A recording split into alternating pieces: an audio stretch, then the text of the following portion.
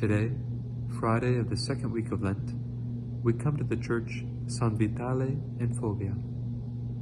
We begin our visit to this church, not here, but in England, in one of the dungeon chambers of the Tower of London.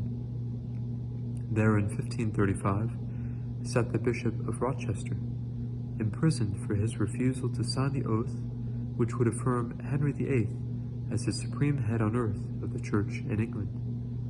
Pope Clement VII, hoping to save the faithful bishop, elevated him to the honor of cardinal and assigned him this church as his title. Upon hearing of this, the king declared that rather than send the red hat to England, as was the custom at the time, he would send the bishop's head to the Pope. And thus did St. John Fisher bear witness to the truth with his life, in imitation of the patron of this church and the others here commemorated.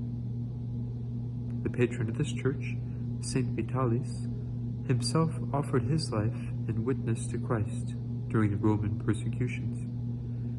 There are several histories about his martyrdom, which seem to place the date of his suffering in the early 2nd century. He seems to have been of some social standing and would encourage those about to die for the faith. As a result, he himself was tortured on the rack and then killed in the area of Ravenna. Traditionally, he is believed to be the husband of Saint Valeria and the father of Saints Gervasius and Procedamus, all of whom were also martyrs. Some highlights of this church include the martyrdom murals.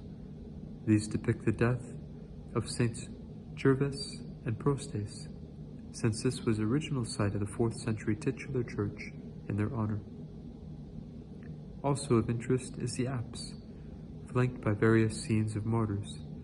The suffering king of martyrs is depicted falling under his cross. So too the porch.